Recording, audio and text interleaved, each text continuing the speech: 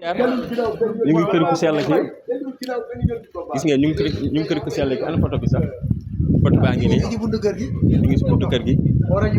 yow yow daa am naa gis naa yow war a waajal setal bi war laa woon a génn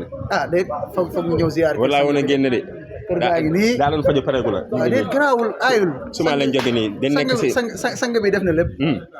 ndeysaan waa gis ngeen faramaara ngi noonu moo bëleese woon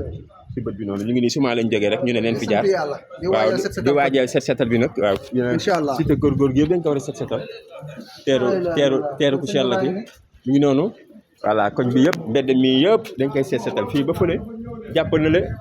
wër koñ bi yëpp si te góor gi yëpp dañ koy setal bu soobee yàlla waa kay kër gaa ngi nii ndeysaan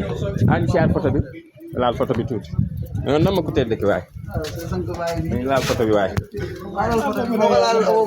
noonu laal photo bi ku laalul photo sell kaa ngi dañ ko nam nag laalal gaaw laalal ku laalul amoo barke laalal ngeen si barke yenn bët bi tane